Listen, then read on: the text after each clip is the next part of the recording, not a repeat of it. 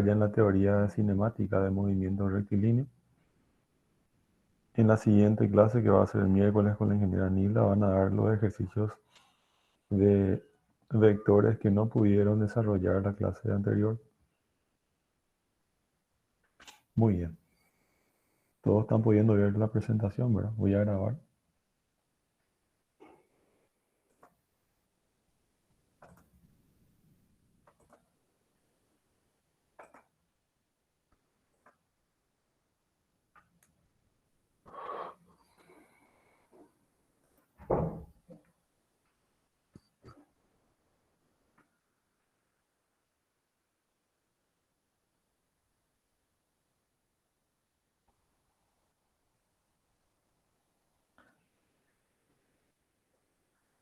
Ya empezamos enseguida.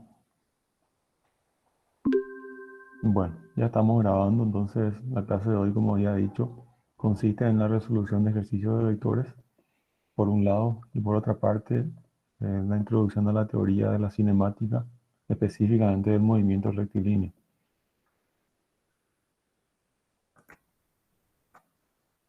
Muy bien.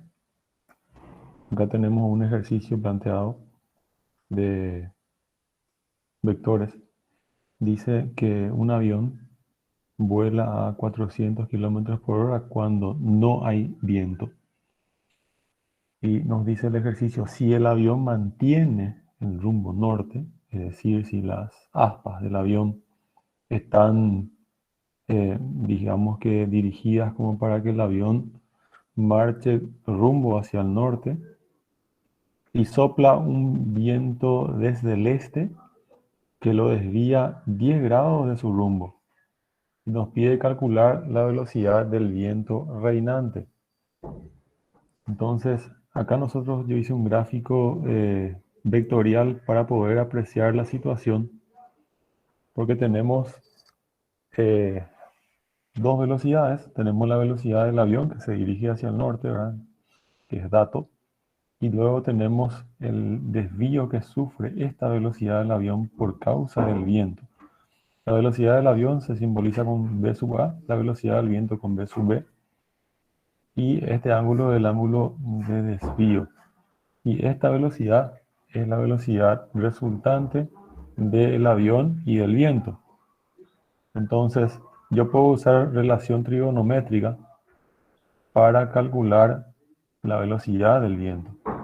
Y así, por Pitágoras, poder calcular la velocidad resultante del avión, que en realidad en este caso no nos está pidiendo el ejercicio. Pero yo puedo usar Pitágoras, puedo calcular la velocidad de resultante y luego calcular la velocidad del viento, o directamente puedo usar la relación trigonométrica tangente, ¿verdad? Para calcular la velocidad del viento. Lo importante acá en este ejercicio es entender esta gráfica que está acá, ¿ok? Porque esta velocidad de 400 kilómetros por hora no es la velocidad resultante del avión. Esta es la velocidad del avión cuando no hay viento. Sin embargo, cuando hay viento, esta velocidad se ve afectada.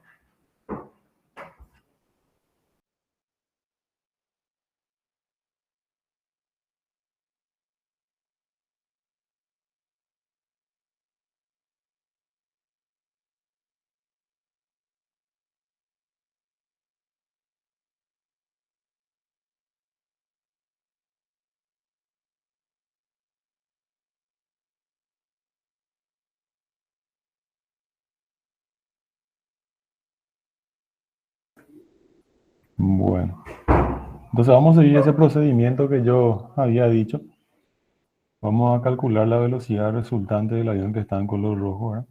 Para ello voy a usar la relación trigonométrica coseno, ¿verdad? Voy a decir que coseno de 10 grados es adyacente sobre hipotenusa, así vendría a ser la velocidad del avión sin viento, dividido la velocidad resultante, que es la velocidad resultante del avión, ya considerando el viento.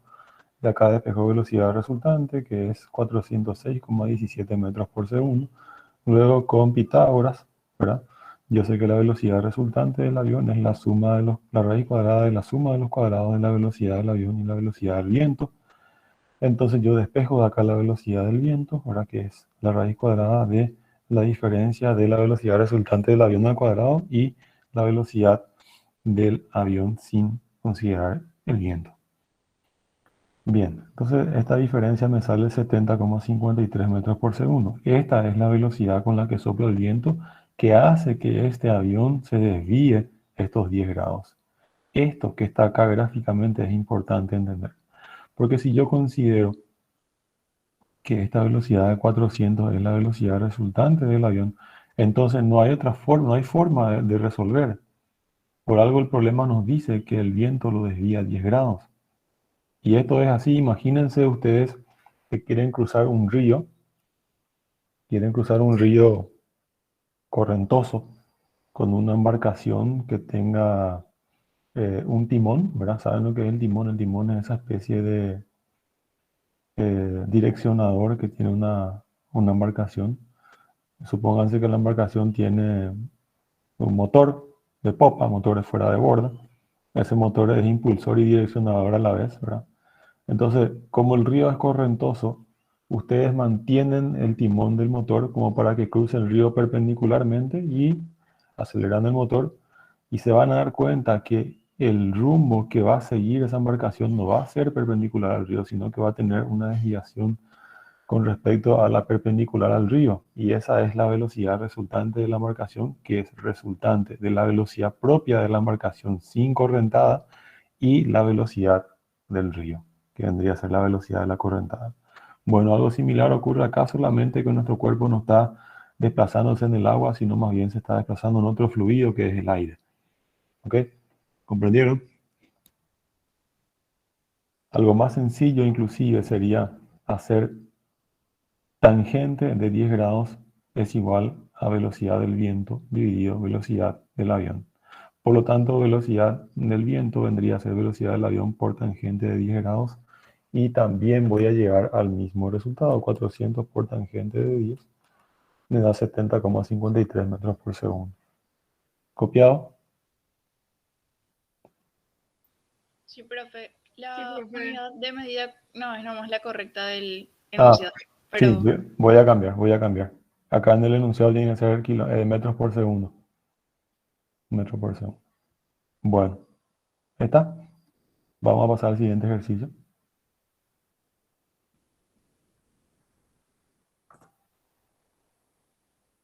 Dice, un helicóptero intenta aterrizar sobre la cubierta de un submarino que se dirige hacia el sur a 4 metros por segundo. La velocidad del viento existente es de 22 metros por segundo hacia el oeste.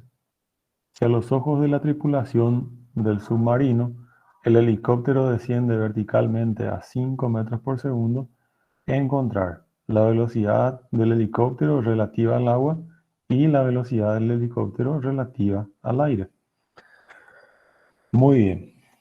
Entonces, nos dice el problema que eh, el submarino se dirige hacia el sur. Acá nosotros tenemos nuestro eje norte graficado. Este es nuestro norte, sería el eje Y, ¿verdad? Este sería el este, ¿verdad? Entonces, eh, yo tengo que el submarino se dirige hacia el sur, ¿verdad? Opuesto al norte, a 4 metros por segundo. Y tengo también la velocidad de eh, la correntada, que sería la velocidad de la corriente, la velocidad del viento, perdón, la velocidad del viento, que es 22 metros por segundo. 4 metros por segundo ya es la velocidad del submarino resultante en el agua, en el agua. Bien, entonces, en realidad es la velocidad en la correntada, disculpen acá en el enunciado, hubo, velocidad del viento tiene que ser, perdón, me confundí. Dos cosas nos piden, velocidad del helicóptero relativa al agua y relativa al aire. La velocidad del helicóptero relativa al agua, ¿cómo calcularíamos? Yo tengo la velocidad del submarino y la velocidad del viento. Entonces, si el tripulante del submarino observa que el helicóptero está descendiendo 5 metros por segundo, quiere decir que la velocidad con respecto al observador del submarino es, digamos, igual a la velocidad del submarino con respecto a este, con respecto al submarino. Ahora, si es que el submarino se desplaza a 4 metros por segundo, ¿verdad? Entonces, quiere decir que el helicóptero se desplaza a ¿cuánto? El helicóptero tiene que vencer, ¿qué cosa?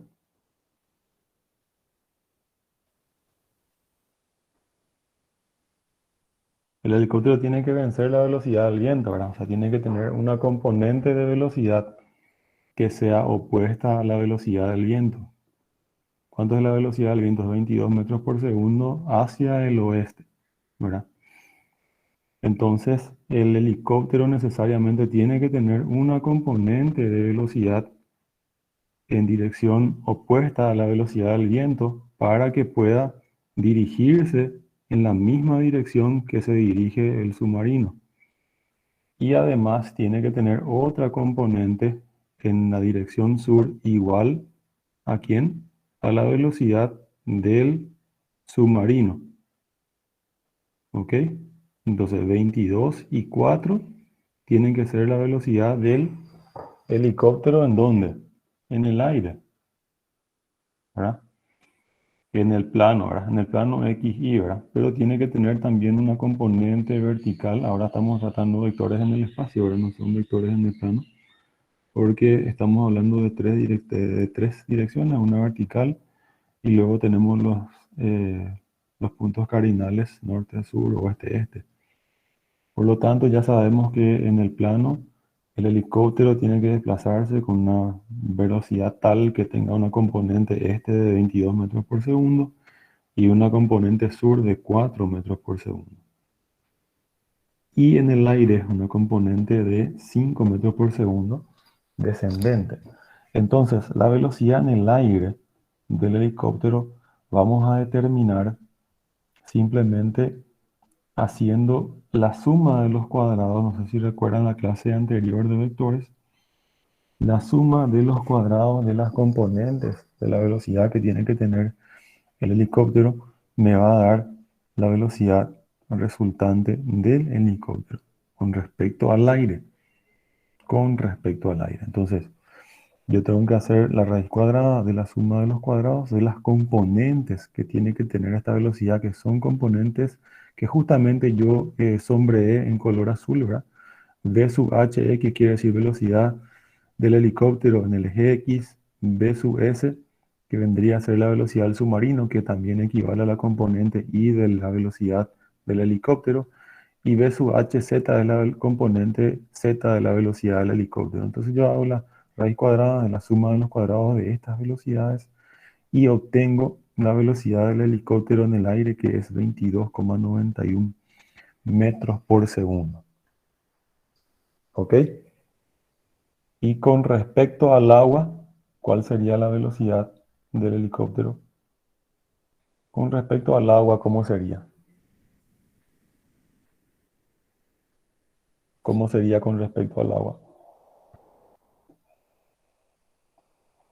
Con respecto al observador que está en el submarino, la velocidad del helicóptero en el agua prácticamente es la misma que que el submarino. Pero con respecto a un observador estacionario que está parado, digamos, en el océano o en el mar, la velocidad del helicóptero vendría a ser la resultante de su componente este y su componente sur. Entonces, si yo hallo la resultante de esas dos componentes, yo voy a tener la velocidad del helicóptero con respecto a un observador estacionario en el agua, que serían 22,36 metros por segundo. Esto es importante que entiendan, Profe, porque ¿puedes volver a repetir eso, por favor? sí, cómo no. Bueno, vamos otra vez desde acá. El ítem más justamente es el que yo expliqué último, ¿verdad? Que es creo que el que vos preguntaste. Acá nos pide la velocidad del helicóptero relativa al agua. Pero cuando el problema nos dice velocidad relativa, nos tiene que decir con respecto a, en este caso, como nos dice relativo al agua, es relativo a un punto fijo en el agua. No puede ser relativa al submarino porque el submarino está moviéndose, ¿verdad? En realidad, acá tenemos que interpretar lo que el problema nos pide, ¿verdad? No nos pide la velocidad del helicóptero relativa al submarino. La velocidad del helicóptero relativa al submarino es simplemente esta, 5 metros por segundo, ¿verdad? Porque el observador que está en el submarino ve que el helicóptero desciende verticalmente a 5 metros por segundo. Sin embargo, el helicóptero se está moviendo en X, en Y y en Z, ¿ok? Pero si yo quiero calcular la velocidad con respecto a un punto fijo en el agua, vamos a suponer que de repente el observador o el submarino se detiene y el helicóptero continúa con su misma velocidad. Entonces, ¿qué va a observar el que está en el submarino? Va a observar que el helicóptero se desplaza hacia el norte a 4 metros por hacia el sur, perdón, a 4 metros por segundo y hacia el este a 22 metros por segundo. Entonces, si yo quiero saber cuál es la velocidad y tengo las componentes, lo que me resta hacer es hallar la resultante de estas dos, sus componentes, ¿verdad? Que vendría a ser la velocidad del helicóptero con respecto al agua que pide el ítem A. Y hallo por Pitágoras. Simplemente la suma de los cuadrados de las componentes, la raíz cuadrada, y obtengo que es 22,36 metros por segundo. ¿Ok? ¿Está ¿Se bien? entiende, profe? Sí. Profe, una Sí, pregunta más. sí, Vio usted dijo que la velocidad relativa entre el helicóptero y el submarino sí. era 5 metros sobre segundo y vos estabas contando ahí la velocidad de descenso del helicóptero. Sí, así Pero, mismo. pero ahí no cuenta también la velocidad del submarino como 4 metros sobre segundo. No, porque el observador está en el submarino. Ah, ya, El ya. observador está en el submarino y el submarino se está moviendo. Esto se llama velocidad, movimiento relativo. Vamos a verlo bien ahora en cinemática, en las siguientes clases. Esto es como una, digamos, un adelantamiento ya de eso. Porque en este momento no tenemos base de física, solamente vimos magnitudes y unidades y vectores, ¿verdad? Entonces, vectores puede englobar muchas cosas, ¿verdad? Porque justamente los problemas que vamos a ver adelante, cinemática, estática, trabajo, eh, rotación, son problemas de vectores, ¿verdad? Entonces, este problema, digamos que ya se basa, digamos, en el área de la cinemática. Y acá hay que tener en cuenta, muy en cuenta, el enunciado ahora. Si me pide relativo al agua, yo tengo que interpretar que se refiere a un punto, como al agua, podemos tener que se refiere a un punto estático en el agua, no a un punto móvil como en este caso lo es el tripulante del submarino. ¿Ok? Sí, profesor, se entiende. Bueno, bueno. Y la velocidad del aire, creo que entendieron también, ¿verdad? Se fijaron que no es la velocidad con respecto al aire para el observador que está en el submarino. No, es la velocidad en el aire con respecto a una persona que está quieta, que está quieta. Así es.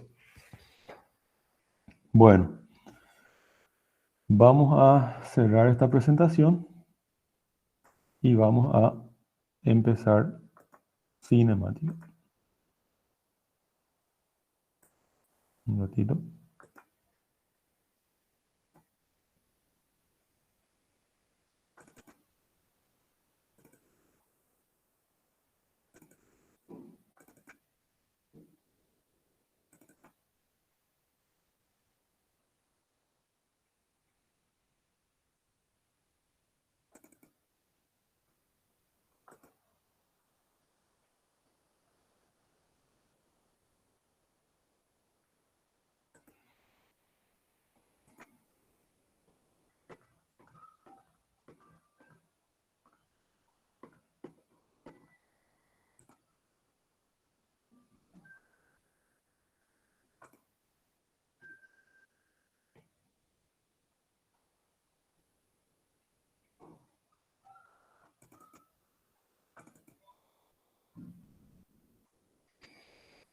Muy bien. Ahí vamos.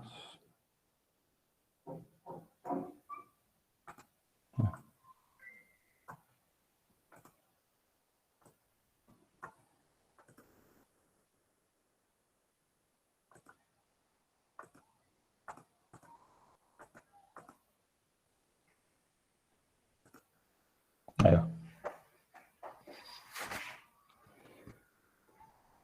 Muy bien. Cinemática.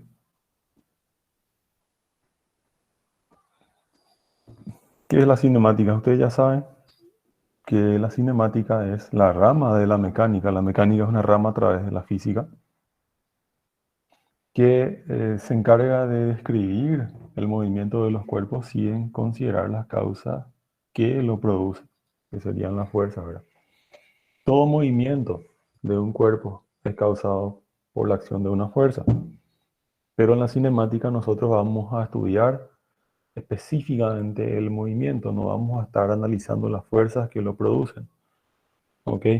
Tanto para iniciar el movimiento de un cuerpo como para mantener a veces y como para alterar este movimiento es necesaria la presencia de la fuerza, ¿verdad? Entonces, cuando un auto acelera, cuando un auto frena, cuando un auto mantiene su velocidad en presencia con presencia del aire o del rozamiento del aire, entonces tiene que haber la acción de una fuerza para mantenerlo. Bien.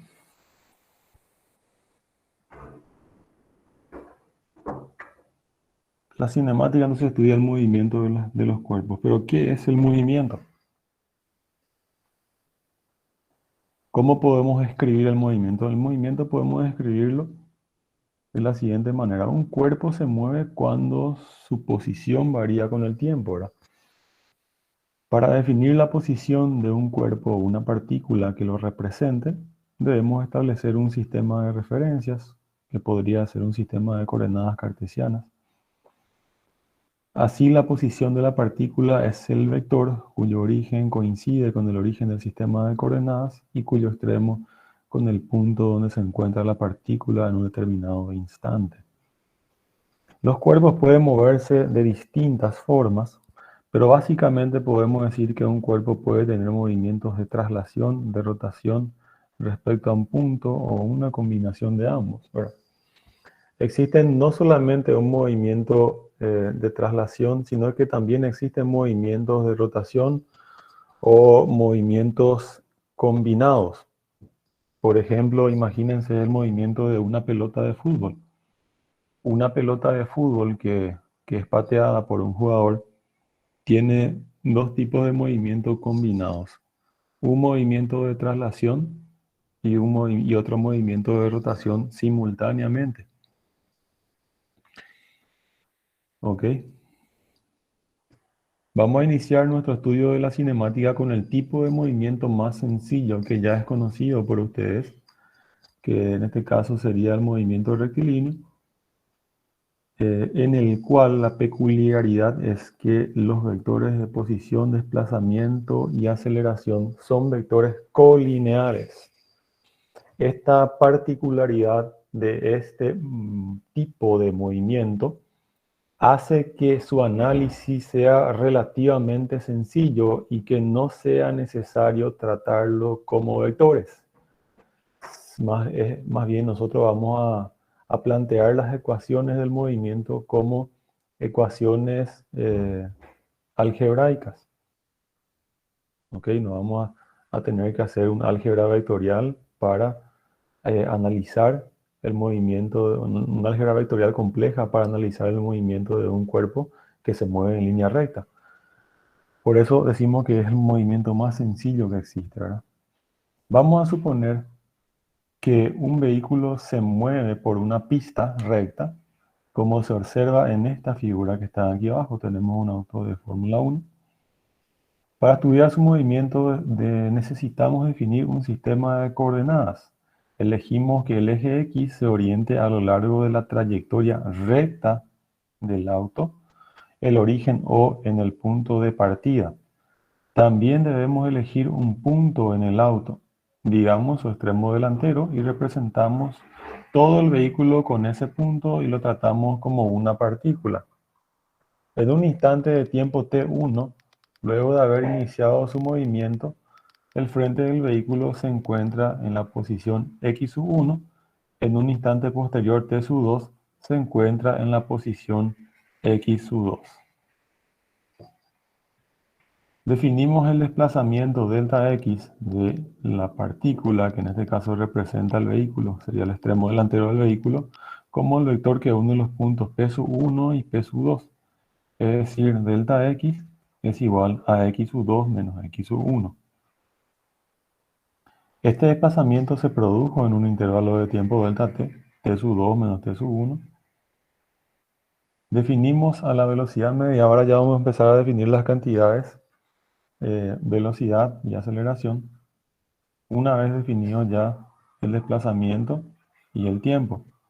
Entonces, la velocidad media se define como la cantidad vectorial que es igual al cociente entre el desplazamiento y el intervalo de tiempo que demora el móvil en desplazarse del punto P1 al punto P2. Es decir, velocidad media es igual a x2 menos x1 dividido t2 menos t1 o delta x sobre delta t. ¿Ok? En general la velocidad, o sea, la magnitud de la velocidad media depende del intervalo de tiempo elegido para su determinación. Si deseamos calcular la velocidad media en un intervalo de Profe, tiempo... disculpe, Sí, ¿será que puede hacer un poquitito más de zoom a su pantalla porque no se está viendo muy bien? sí, vamos a hacer. Muchas gracias. Ahí está. En realidad esta es la gráfica que ustedes tienen que apreciar. Ahora tienen que escuchar lo que yo estoy diciendo porque no van a apreciar algo gráfico, ¿verdad? Muy bien, ya definimos la velocidad media. La velocidad media es el cociente entre el desplazamiento total de la partícula y el tiempo empleado. Y acá nos dice nuestra presentación que la velocidad media depende del intervalo de tiempo elegido para determinarlo. Si nosotros deseamos calcular esta velocidad media en un intervalo de tiempo delta t antes de que el vehículo haya iniciado su movimiento, la velocidad media sería nula, porque el vehículo se encontraba en reposo y su desplazamiento fue nulo. La figura que se aprecia a continuación es una gráfica de posición del vehículo en función al tiempo.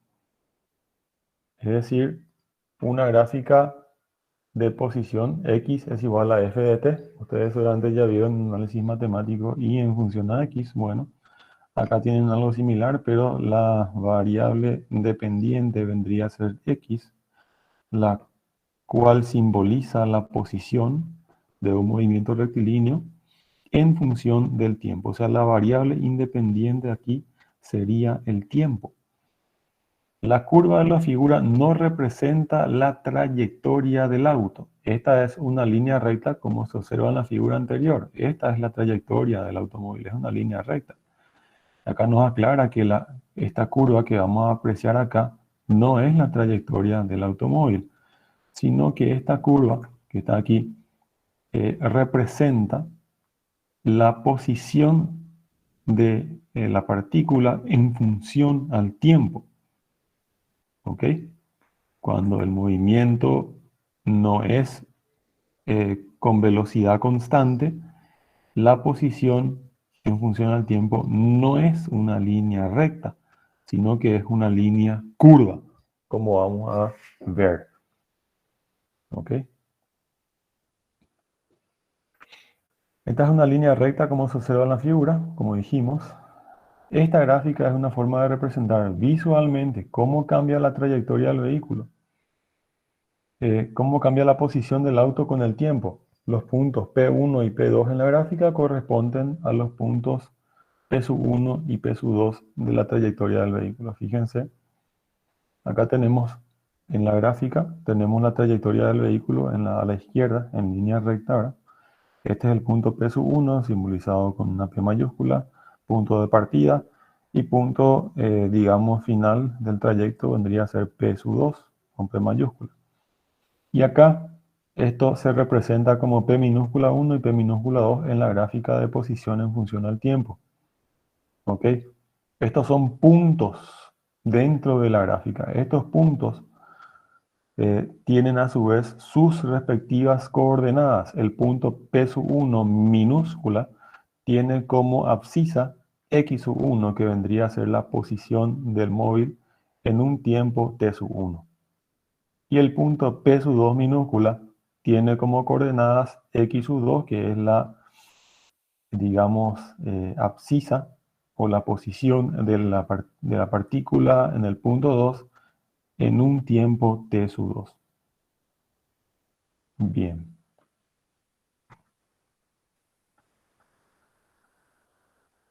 La línea P1, P2 es la hipotenusa de un triángulo rectángulo con cateto vertical delta X es igual a X sub 2 y X sub 1. Fíjense, acá tenemos una línea recta, que es la línea de color verde. Voy a agrandar un poquito más. Ahí. Esta línea recta que está acá es una línea que une P1 y P2, ¿verdad? Y digamos que forma un triángulo rectángulo acá, donde la hipotenusa es la recta P1, P2, el cateto opuesto vendría a ser delta X, que vendría a ser X sub 2 menos X sub 1, y el cateto adyacente vendría a ser delta T, que es T sub 2 menos T sub 1. ¿Ok? Entonces, fíjense.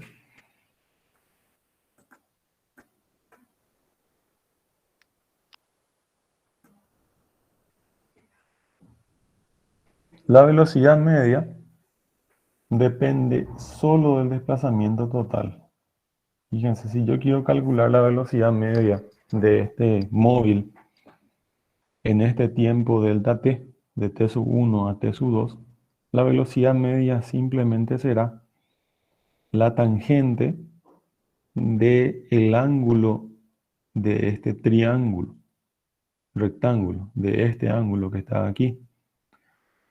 Sería igual a delta x sobre delta t. Esta vendría a ser la velocidad media en el intervalo de tiempo t sub 1, t sub 2. Pero esta velocidad media no me da mucha información de lo que sucedió a lo largo del trayecto.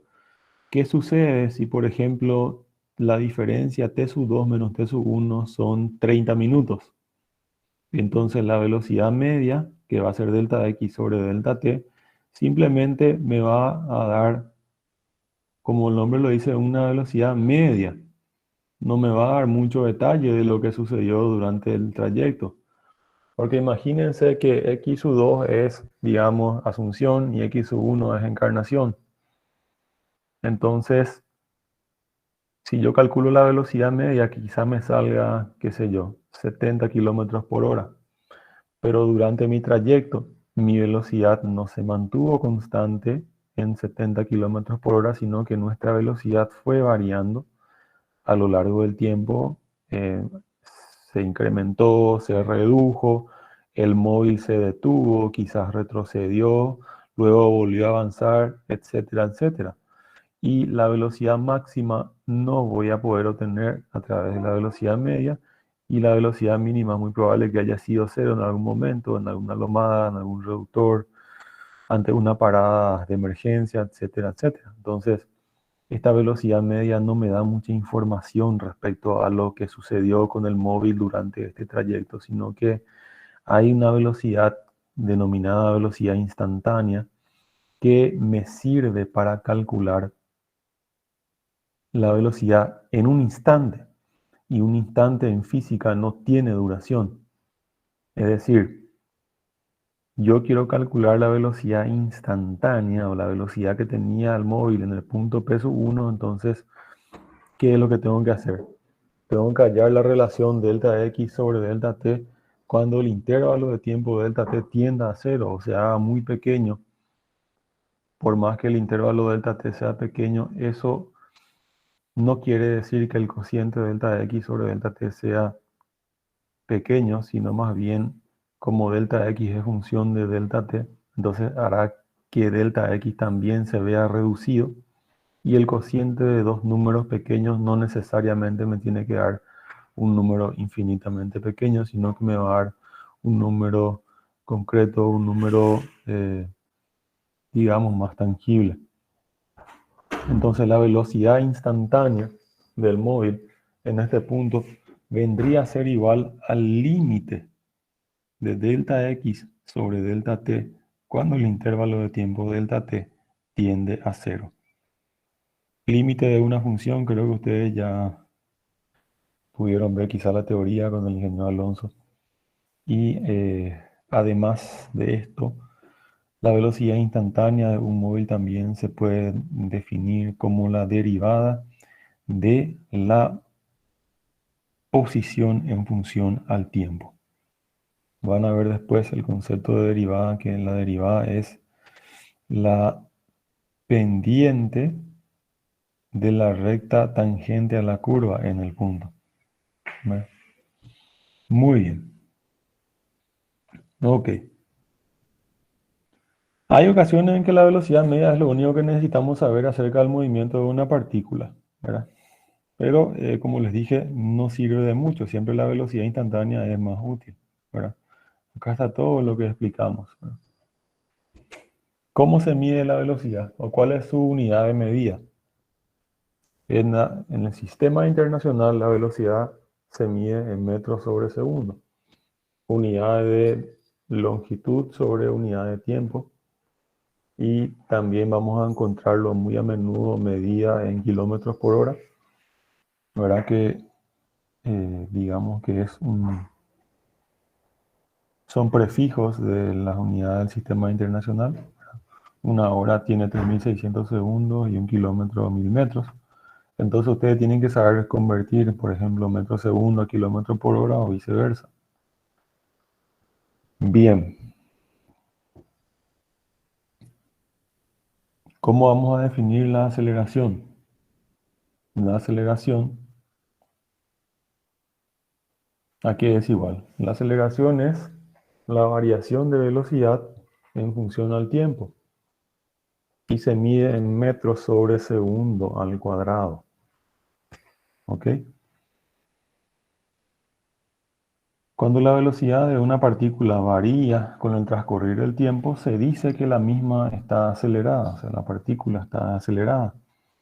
La aceleración es el cambio de velocidad por unidad de tiempo. Es decir, tantos metros por segundo, ¿verdad? En cada segundo que transcurre, la velocidad del móvil cambia en 1 metro por segundo, en 2 metros por segundo, etc.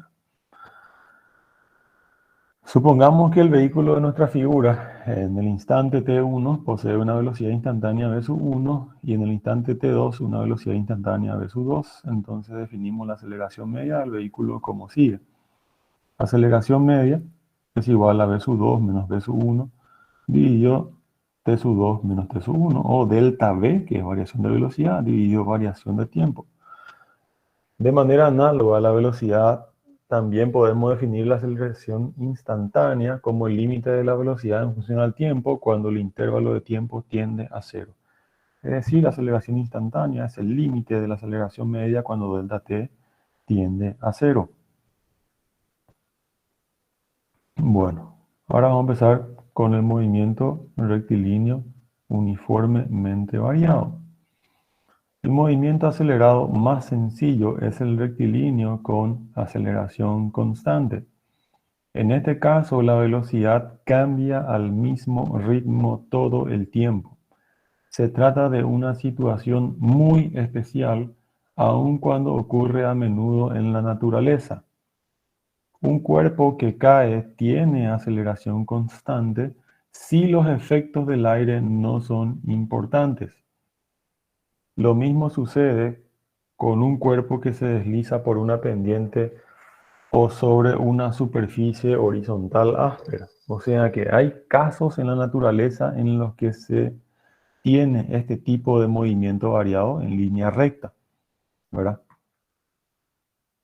Bueno, acá vamos a deducir las ecuaciones horarias del movimiento rectilíneo uniformemente variado.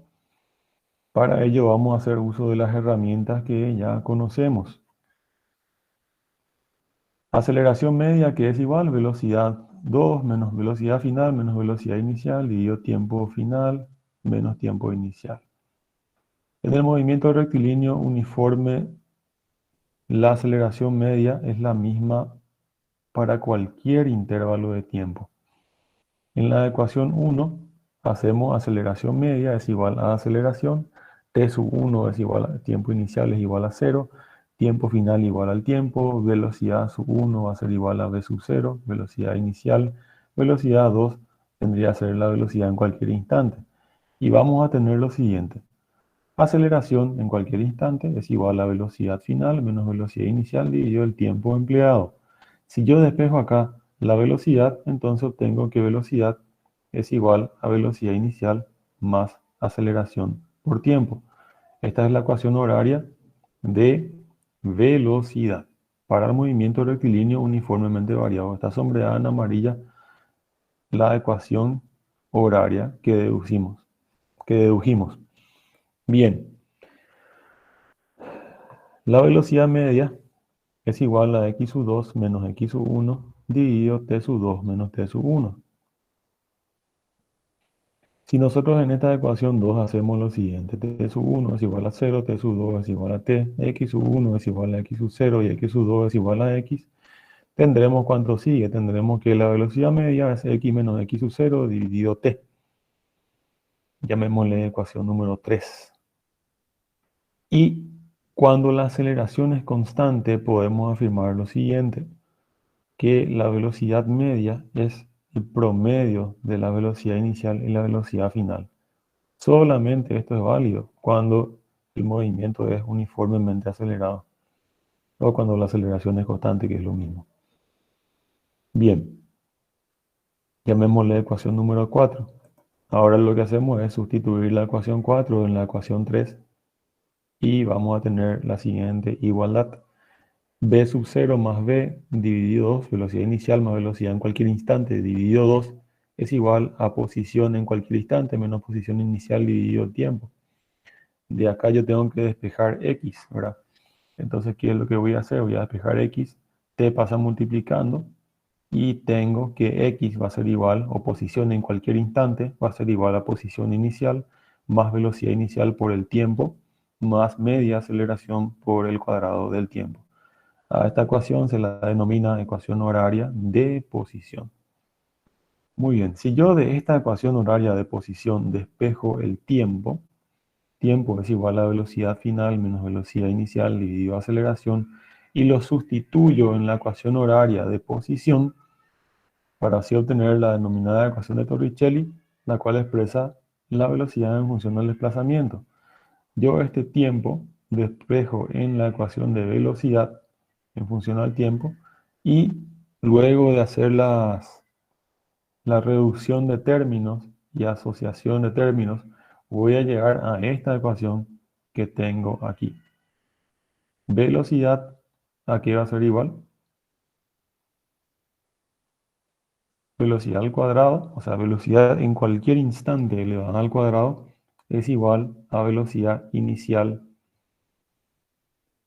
elevada al cuadrado más el doble de la aceleración por la posición. Es decir, esta es una ecuación que me sirve para calcular la velocidad en cualquier instante, pero no en función al tiempo, sino en función a la posición del cuerpo. ¿Ok? ¿Se entendió? Profe, Sí, tengo una consulta. La velocidad media, la ecuación número 3, sí.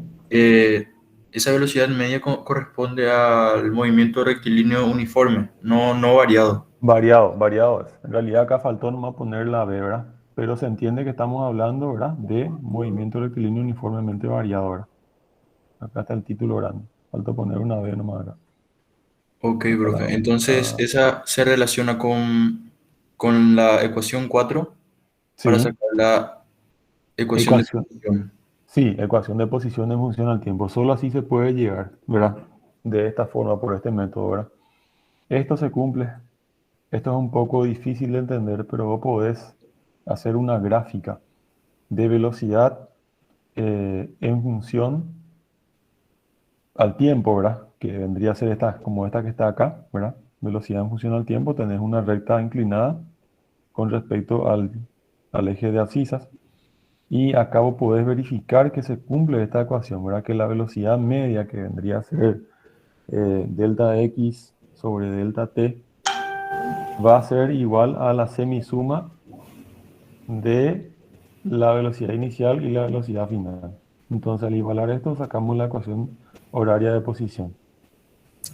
Ya, profe. Profe, ¿podría explicar de vuelta una vez más la ecuación de Torricelli, por favor? Sí, si yo de la ecuación horaria que tengo acá, la ecuación horaria de velocidad, que es la primera, yo despejo el tiempo. Tiempo va a ser igual a velocidad de cualquier instante menos velocidad inicial dividido aceleración, así como está acá. Si esta ecuación yo la sustituyo en la ecuación horaria de posición, que es esta, entonces yo voy a tener tiempo, acá en vez de tiempo voy a tener b menos b sub 0 sobre a, y acá voy a tener b menos b sub 0 sobre a elevado al cuadrado. Voy a aplicar la propiedad distributiva, luego voy a agrupar términos, se van a reducir algunos términos. O sea, el tiempo ahí vuela, ¿verdad? Es justamente para hacerle volar al tiempo, para hacerle desaparecer al tiempo. Y llego a esta ecuación, ordenando, ¿verdad? ¿Ok? Muchas gracias, profe. No hay por qué. Muy bien. Acá tenemos unos ejercicios de aplicación, ¿verdad? De movimiento rectilíneo. Bastante sencillo. Eh, También tenemos que ver el movimiento rectilíneo aplicado al ascenso y la caída de los cuerpos en el vacío. Antes de hacer los ejercicios yo quería entrar en eso y decirles que, como dijo en una parte de nuestra presentación, que el movimiento rectilíneo uniforme es un caso que no es un caso ideal, sino que es una situación, es un fenómeno que también se puede apreciar en la naturaleza, como por ejemplo lo es el ascenso y la caída de los cuerpos en el vacío. ¿Qué quiere decir vacío? Un lugar donde no hay aire, ¿verdad? En nuestra atmósfera terrestre existe el aire, o tenemos nosotros el aire que es una mezcla de gases, ¿verdad? Entonces, no es un vacío. Pero ¿qué pasa, por ejemplo, si yo tengo una esfera relativamente pequeña y pesada y la suelto? Su movimiento será un movimiento uniformemente acelerado, rectilíneo, ¿verdad? El viento o el aire no va a influir mucho en su movimiento. Sin embargo, si yo tengo una bola de algodón, obviamente el viento sí va a impedir que este movimiento se aproxime a lo que estamos estudiando, que es un movimiento rectilíneo uniformemente acelerado, ¿verdad? Pero en física, como habíamos dicho en la clase anterior, nosotros vamos a hacer uso de modelos idealizados donde vamos a tener que despreciar ciertos efectos, pero siempre vamos a tener que considerar el efecto más importante. En este caso, el efecto más importante en el ascenso y caída de los cuerpos es la aceleración de la gravedad. ¿Y cuánto vale la aceleración de la gravedad? La aceleración de la gravedad vale 9,8 metros por segundo al cuadrado, ¿verdad? ¿Qué quiere decir eso? ¿Qué quiere decir 9,8 metros por segundo al cuadrado? Que la velocidad en caída libre de un cuerpo se incrementa 9,8 metros por segundo en cada segundo del movimiento.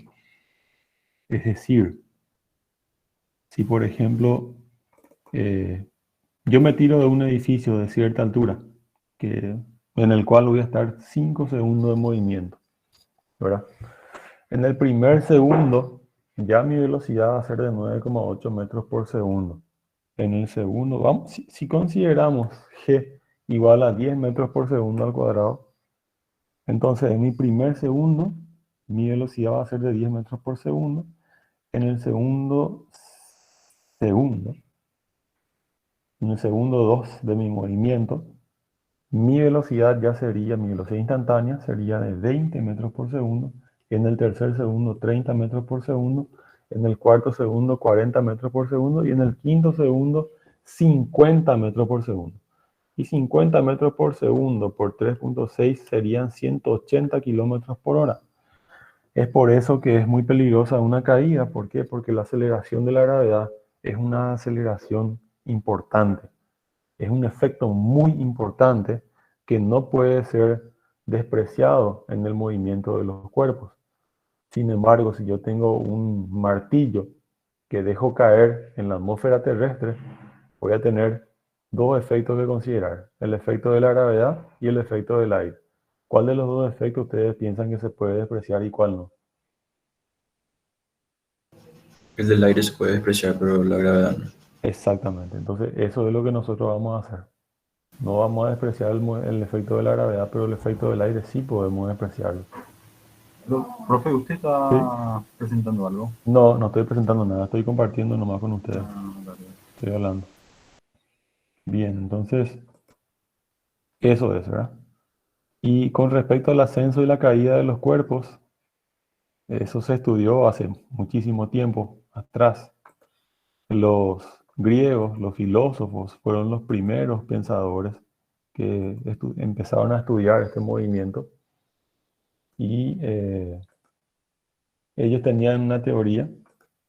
Ellos decían eh, que todos los cuerpos eran atraídos a- hacia el centro de la Tierra, no hacia el centro de la Tierra, sino que hacia el centro del universo, y decía que habían cuerpos pesados y cuerpos livianos, y que un cuerpo pesado caía con mayor velocidad que un cuerpo liviano. Esas eran las afirmaciones que hacían los filósofos. Aristóteles específicamente, ¿verdad? Pero lo que sucedía era que estos señores filósofos no eran científicos, porque en la física, para demostrar una teoría, es necesario hacer experimentos, o sea, experimentar, y para los griegos eso era algo muy denigrante. Solamente los esclavos podrían hacerlo porque eso implicaba realizar trabajo. El trabajo era para los esclavos, no para ellos. Ellos eran grandes pensadores, según ellos, ¿verdad? Y siglos más adelante aparece Galileo Galilei, ¿verdad? Italiano, que él sí experimentó y él refutó la teoría de Aristóteles. Galileo Galilei dijo que los cuerpos caían con la misma velocidad independientemente de su peso. Y la pregunta que les hago yo a ustedes es la siguiente: ¿Galileo se equivocó o no se equivocó? No, solo su teoría estaba incompleta. Exactamente. La teoría de Galileo era válida, tenía un intervalo de validez. ¿Y cuál era ese intervalo de validez? Que el fenómeno ocurra en el vacío, sin la presencia del aire. Entonces, si yo hago un vacío y dejo caer una pluma y una piedra, ambos van a caer con la misma velocidad. Sin embargo, si yo dejo caer una pluma y una piedra en la atmósfera terrestre, la piedra va a caer con mayor velocidad. Eso implicará que llegará más rápido al suelo, ¿verdad? Entonces, generalmente toda teoría física tiene su intervalo de validez. Toda teoría física tiene su intervalo de validez. Las leyes de Newton a grandes velocidades, pero que deben sufrir ciertas correcciones a velocidades cercanas a la velocidad de la luz.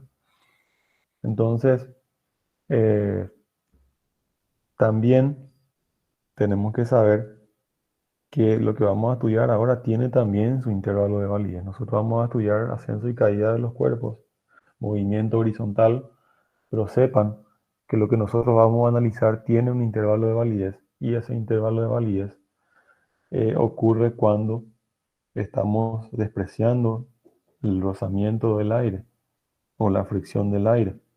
El aire, para que tengan una idea, ejerce tanta resistencia al movimiento de los cuerpos que es directamente proporcional al cuadrado de la rapidez.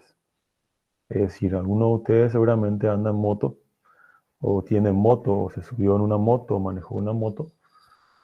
Cuando se desplaza en la moto a una velocidad de 40 kilómetros por hora, siente una velocidad, digamos, del viento en la cara, en el cuerpo, ¿verdad?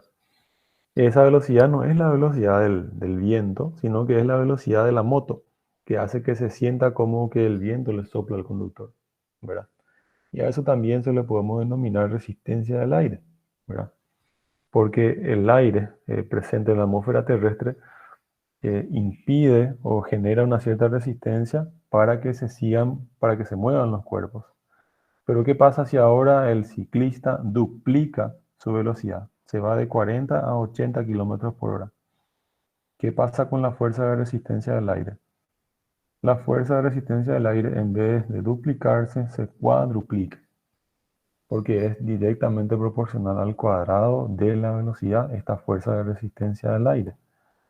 Entonces, a altas velocidades y con área de cuerpos importantes, la velocidad, la resistencia del aire, perdón, es un punto que no podemos despreciar, a no ser que estemos hablando de cuerpos muy pequeños. Por cierto, nosotros aquí en cinemática estamos analizando partículas.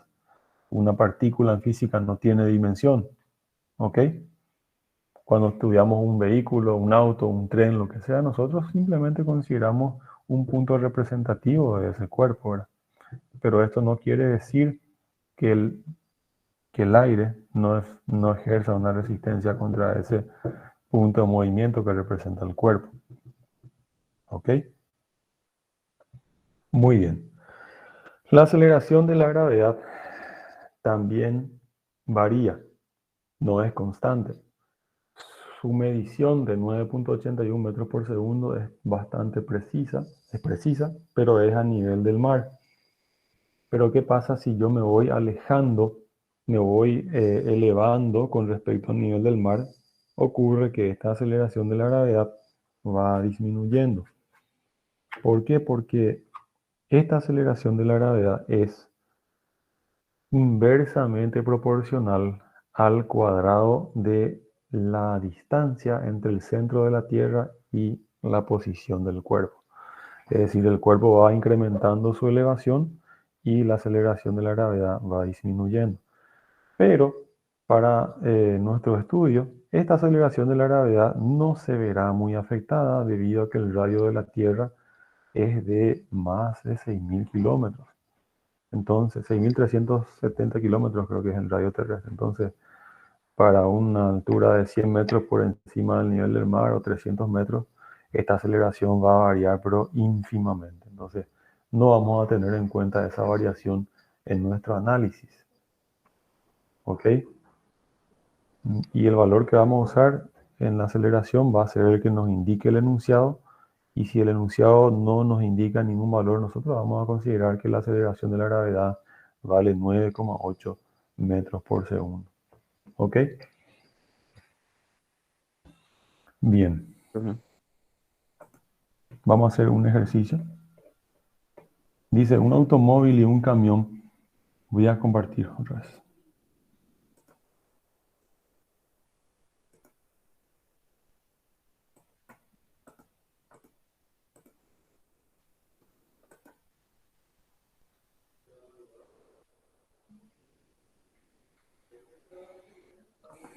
Muy bien, ya estamos. Dice, un automóvil y un camión parten en el mismo instante del reposo, estando inicialmente el automóvil cierta distancia detrás del camión. Este tiene una aceleración constante de 0.9 metros por segundo al cuadrado, mientras el coche acelera a 2 metros por segundo al cuadrado. El coche alcanza el camión cuando éste ha recorrido 60 metros. Ítem A, ¿cuánto tarda el coche en alcanzar el camión? ¿Cuál era la distancia inicial entre ambos vehículos y cuál es la velocidad de cada uno en el momento de alcanzarse? Muy bien. Tenemos dos cuerpos, un automóvil y un camión. Vamos a elegir un punto representativo de cada uno de ellos. En este caso, vamos a elegir los extremos delanteros de cada uno de ellos, ¿verdad? Extremo delantero del automóvil y extremo delantero del camión. Dice que parten en el mismo instante del reposo, o sea que parten con una velocidad cero, estando inicialmente el automóvil cierta distancia detrás del camión, ¿verdad? Pero como la aceleración del automóvil es mayor que la aceleración del camión, entonces va a llegar un tiempo en que el automóvil va a alcanzarle al camión y más adelante lo va a rebasar. Entonces, justamente eso es lo que tenemos que calcular. ¿Cuánto tarda el coche en alcanzar el camión? Vamos a empezar por este que es el ítem A, ¿verdad? Para ello y para resolver cualquier problema de cinemática es muy necesario establecer un sistema de referencias. ¿En qué consiste un sistema de referencias para un movimiento rectilíneo? Consiste en la determinación de nuestro eje X o nuestro eje de abscisas, que generalmente se lo hace coincidir con la dirección del movimiento de los cuerpos y además de esta dirección positiva del eje X, tenemos que muy necesariamente determinar el origen de este sistema de referencia. En este caso, mi origen va a coincidir con el punto de partida del automóvil, como se puede apreciar acá. Bien. Primer paso que tengo que hacer para este problema sería fijarme en qué es lo que me pide el problema. El problema me pide cuánto tarda el coche en alcanzar al camión. Voy a escribir la ecuación de posición del camión, perdón, del camión, X sub C, que vendría a ser posición del camión, es igual a posición inicial del camión, más velocidad inicial del camión, más media aceleración del camión por tiempo al cuadrado. Por lo tanto, posición del camión es igual a posición inicial del camión más 0,45 t al cuadrado. Le llamo ecuación número 1. Muy bien. Entonces, el coche alcanza al camión cuando éste ha recorrido 60 metros. Cuando el camión ha recorrido 60 metros. ¿Verdad? Entonces, ¿qué es lo que tengo que hacer? Acá lo que hago es simplemente lo siguiente, que la posición del camión, que vendría a ser 60 metros después de haber iniciado su movimiento, ¿cuánto sería eso? X inicial del camión más 60, ¿verdad? Es igual a X inicial del camión más 0,45 t al cuadrado. Y de acá yo despejo el tiempo, que vendría a ser 11,55 segundos. En este tiempo, o en este instante de tiempo, el automóvil alcanza el camión. El ítem B me dice cuál era la distancia inicial entre ambos vehículos. Muy bien. Para ello, ¿qué voy a hacer? X del automóvil es igual a ¿qué? X inicial del automóvil más velocidad inicial del automóvil por tiempo más media aceleración por tiempo al cuadrado. Los dos primeros términos del segundo miembro son nulos y la ecuación del automóvil vendría a ser 2 dividido 2 sería 1,00 t al cuadrado. Entonces, ¿qué voy a hacer? Voy a igualar la posición del automóvil con la posición del camión, ¿verdad? Y para poder hallar la X sub 0 del camión, o la distancia que separa el automóvil del camión. Entonces, yo igualo aquí y tengo lo siguiente. X inicial del camión, o la distancia que separa a ambos, vendría a ser igual a 0,55 por t al cuadrado, que es 11,55. me sale 73,37 metros. El ítem C me dice cuál es la velocidad de cada uno en el momento de alcanzarse. Entonces es simple, voy a agarrar y voy a usar la ecuación de velocidad en función al tiempo, que no depende de la posición, sino de la velocidad del tiempo y la aceleración, velocidad inicial, aceleración y el tiempo transcurrido del movimiento, y calculo para cada uno, ¿verdad? Para el automóvil tengo una aceleración de 2 metros por segundo al cuadrado, multiplico por el tiempo y tengo que es 23,10 metros por segundo, y para el camión 0,9 por 11,55 es 10,35. Fíjense que la velocidad del automóvil en este instante del adelantamiento es muy superior a la velocidad del camión. ¿Se entendió?